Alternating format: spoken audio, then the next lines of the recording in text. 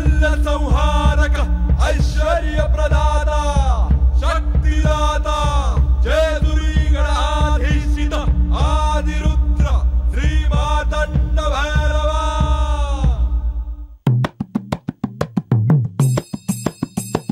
जय देवा जय देवा जय देवा जय देवा जय देवा जय शिव मार्तंडा।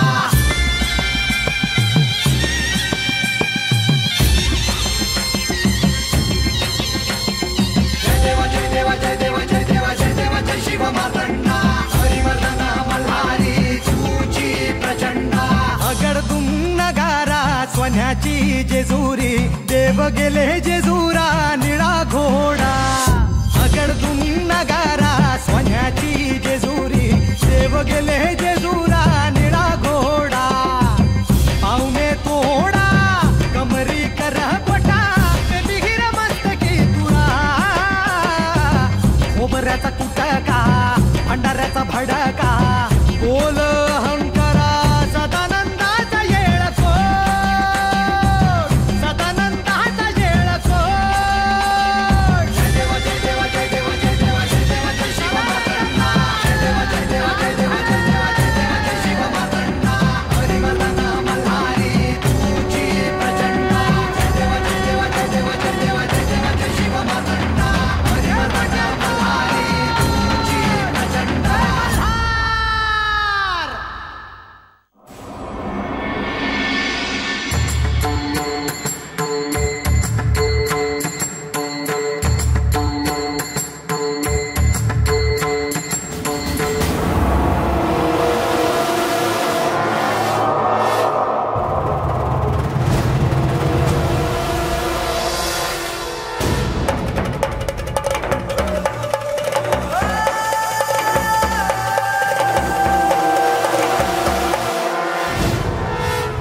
आज आख्यानाच्या अगोदर ह्यांनी मला भेटाया बोलवलं आहे।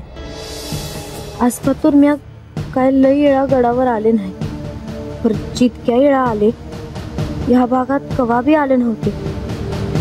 आज पहिल्यांदा गडाच्या या भागात येते आहे म्या। हातच देव मला भेटणार आहेत, पर कशा काय बोलवलं असेल देवांनी मला? काय विचारायचं असेल? म्या हडावा घालून वस्तीवर गेले होते हे यासनी समजलं तर नसेल ना? का मला आख्यानाचं काय बाय सांगायचं असेल त्यासनी? कशा पायी बोलवलं असेल मला काय समजना झालंय।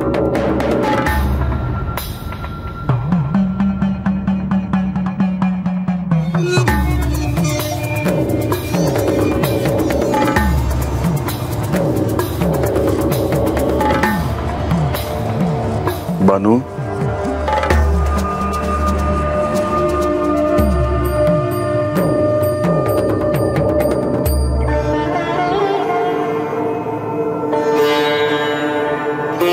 आज राज्यसभेत जाण्याआधी मी मुद्दाम तुला भेटायला बोलवलं आहे।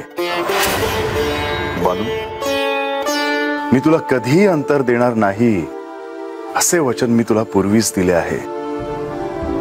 विवाहाच्या वेळी सर्वांसमक्ष मी अग्निभोवती तुझ्या बरोबर 7 फेरे घेतले आहेत आणि तेव्हाच तुझे दायित्व स्वीकारले आहे। आणि बानू, मी माझे दायित्व कधीही विसरणार नाही। मला याची खरंच कल्पना नव्हती की ह्या जेजुरीत मी असताना देखील तुला एकटं वाटत असेल। काल मला ह्याची जाणीव झाली की मी माझ्या दायित्वामध्ये कमी पडलो।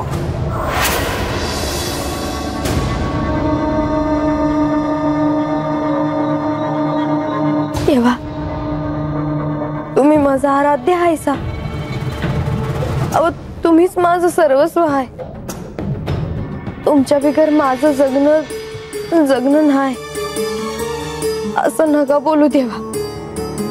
माझ्या हातनं काय चूक झाली आहे हे समजलं आहे मला। म्या तुम्ही दिलेल्या खडावा घालून बाला भेटाय वस्तीवर गेले, पर ते करण्या अगोदर म्या तुम्हाला सांगाय होत। नाही बानू, ह्यात तुझी काहीच चूक नाही। मला तुला वेळ देता येत नाही हे मला जाणवत आहे. पण बानू, ह्या नियतीच्या खेळात मी देखील हतबल आहे. तेव्हा शक्य झाल्यास तुम्हाला समजून घे. नाही देवा, असं नका बोलू जी. मला ठाव आहे का तुम्ही मला भेटायला येत नसलात तरी बी ध्यान आहे तुमचं माझ्याकडं. तुमचा आशीर्वाद आहे हे ठाव आहे मला. पर कालच्याला बाची लय आठवण येत होती बघा. किती बी इसरायचं म्हणलं तरी बी जमना. म्हणून मी तुम्ही दिलेला खडावा घालून बाला भेटाय वस्तीवर गेले. पण मला आता माझी चूक कळली आहे. तुम्हासनी न सांगता गेले हे चुकलं बघा माझ. पण पुण्यांदा तसं नाही म्हणा. तुम्हाला न सांगता गेलीस ह्याचा मला कदापि राग नाहीये बानू. पण मला तुझी काळजी वाटते. रात्रीच्या प्रहरी अशुभ शक्तींचा वावर असताना तुझे असे जाणे योग्य नाही, एवढेच मला तुला सांगायचे होते. वय बानू, बानू, मी तुला इतकंच सांगेन की ह्या जेजुरी तू एकटीच नाहीस. आणि भविष्यात देखील मी तुला कधीही अंतर देणार नाही हे ध्यानात ठेव.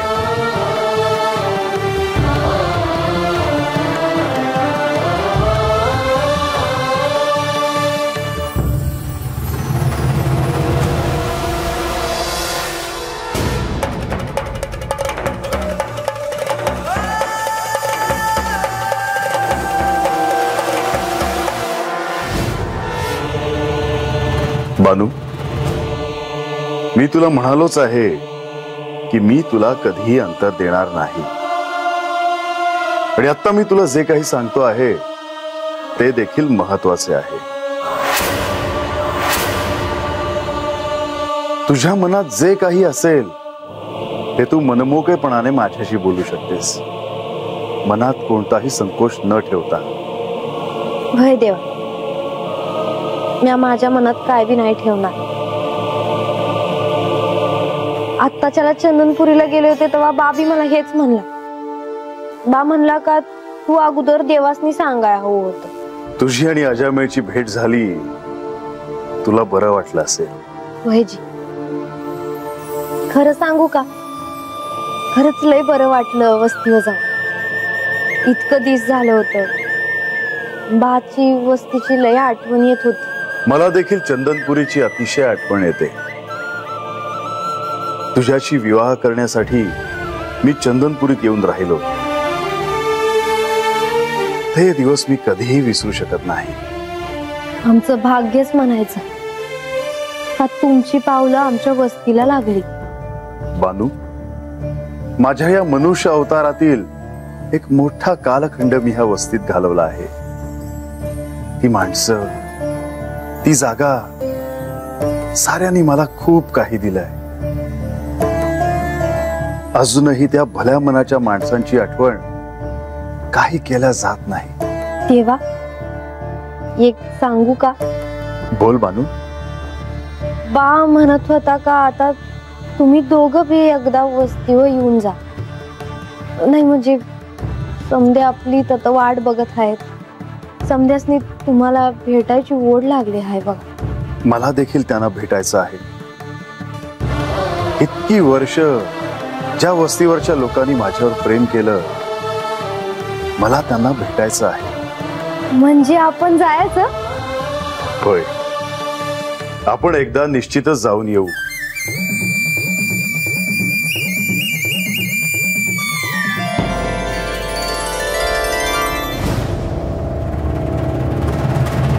लतिका, म्हाळसा, हे काय तू अजून इथेच? अगं हो, आज जरा उशीरच झाला. मी आधी अंतर्महालात जाते, मग तिकडून यांच्यासोबत राजसभेत येते. हे बरं झालं. आधीच तिथे राजसभेत लोक यायला सुरुवात झाली आहे. तुला देखील कुतूहल आहे आख्यान ऐकण्याचं? आख्यानाच्या अनुषंगाने तू आणि बानू यांच्यापैकी कोणाला त्यांच्या मूळ स्वरूपाचे आधी स्मरण होणार हे बघण्यासाठी सर्वजण उत्सुक आहेत. मला खात्री आहे मूळ स्वरूपाचे स्मरण पहिले मला होणार. मलाही. लतिका एक सांगू? सांग ना. का कुणास ठाऊक, पण जेव्हापासून हे आख्यान सुरू झाले आहे तेव्हापासून मला असं वाटतं आहे की मी हे सारं अनुभवलं आहे. का कुणास ठाऊक, पण या साऱ्याचा मी एक भाग होते त्यावेळी असं वाटतं मला.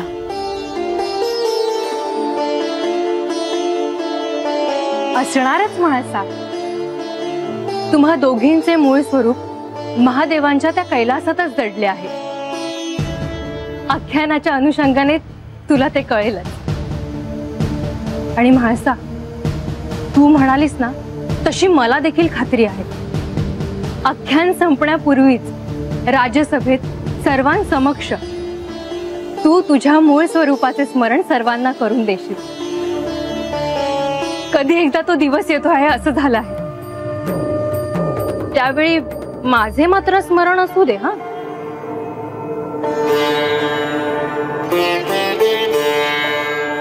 मला माझ्या मूळ स्वरूपाचे स्मरण जरी झाले तरी मी माझ्या प्रिय सखीला नाही विसरणार. चल, अंतर्महालात जाते, मग यांच्यासोबत राजसभेत येते. तू पण ये लवकर, आख्यान सुरू होईल ना.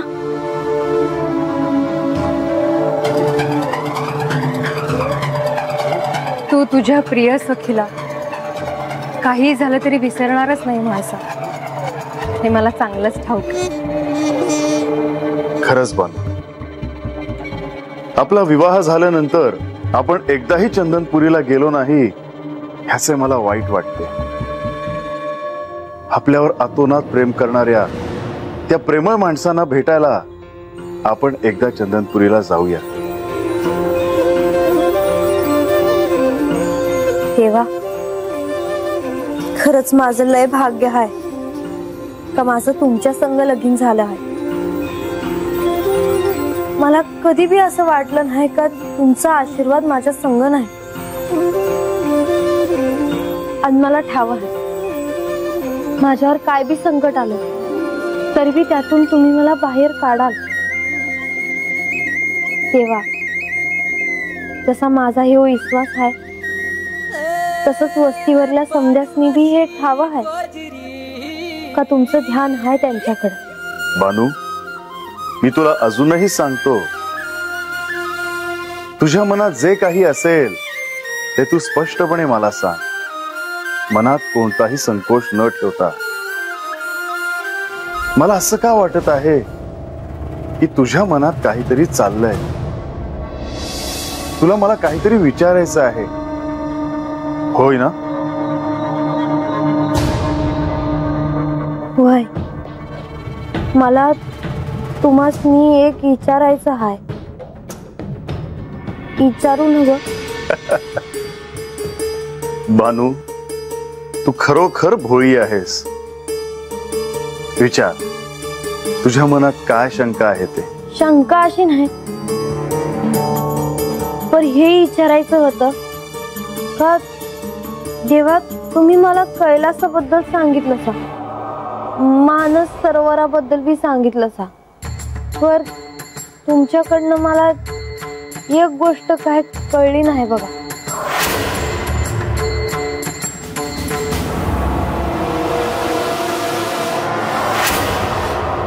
बानू, कोणती गोष्ट? देवा, तुम्ही मला पार्वती देवींबद्दल कधीच काय बी सांगितलं नाही जी.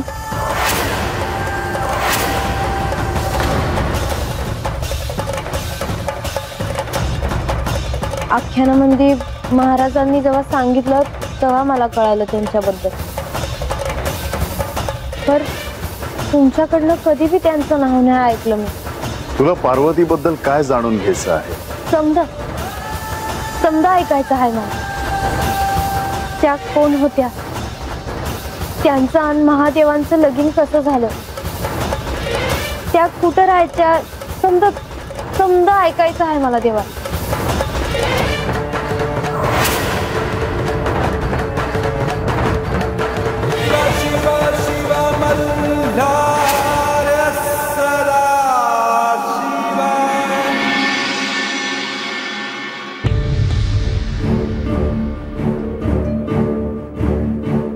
देवी येतो. कुठे निघालात? श्री खंडेरायांनी बाणाईला गडावर बोलावले आहे आणि ती गडावर आली आहे. हे तुम्हाला ठाऊक नाही का? हो, परंतु तुम्ही का जाता आहात? बाणाई आणि श्री खंडेराय अंतःपुरात आहेत. हे जर म्हाळसा देवींना कळलं तर विनाकारण वादविवाद होतील. तुम्ही तिथे जाऊन काय करणार आहात? परिस्थिती नियंत्रणात आणता येईल. तुम्ही तिथे जायचं नाही. परंतु देवी, श्री खंडेरायांनी तिला बोलवलं आहे. त्यांना ठाऊक आहे की म्हाळसा देवींना कळलं तर अनर्थ होईल. तरीही त्यांनी बोलवलं आहे म्हणजे त्यामागे काहीतरी कारण असेल. असं नाही देवी, हा विषय वेगळा आहे. ह्याचा अर्थ श्री म्हाळसा देवी काय घेतील ह्याची कल्पना देवांना नाही. मी कधीतरी तुम्हाला जाऊ नका असं म्हणते. माझं एवढंही ऐकणार नाही का?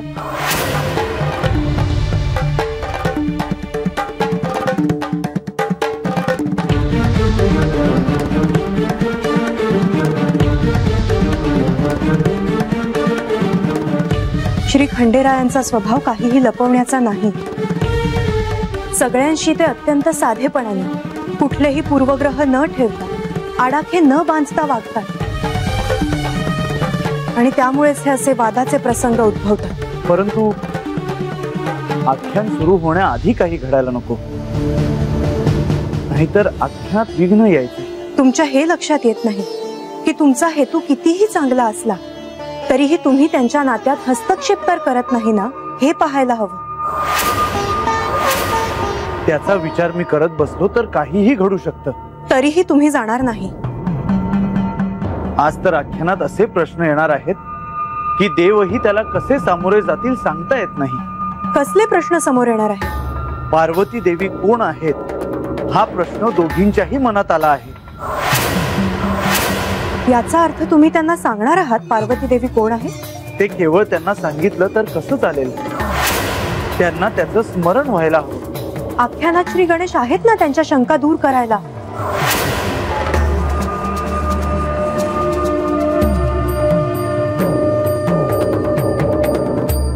देवी, तुम्ही हे काय सुरू केलं आहे? आपण या मल्हारी अवतारात आपले दायित्व पार पाडतो आहोत.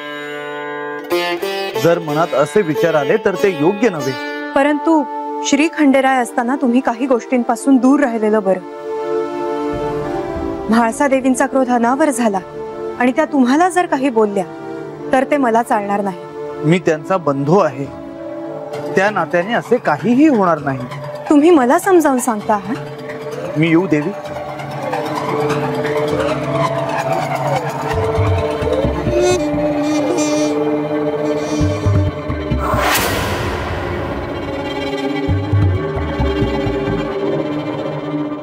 अंतर्महालात मी आल्यावर यांना देखील आनंद होईल ह्यात शंका नाही.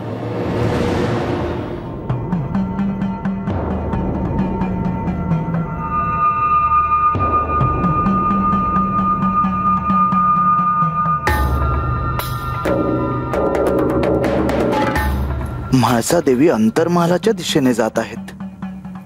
राजसभेत जाण्यासाठी श्री खंडेराय अंतर्महालात तयार असतील असंच त्यांना वाटते आहे. देवा, म्हाळसा देवी अंतर्महालाच्या दिशेने येत आहेत.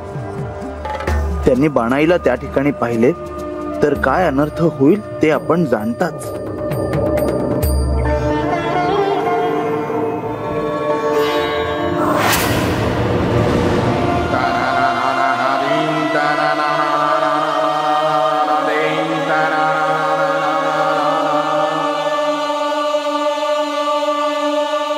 देवा, तुम्हासनी नसल सांगायचं तर राहू द्या. मी पुण्याला नाही विचारणार. तसं नाही बान, मी तुला सारं काही सांगितलं असतं. पर काय देवा?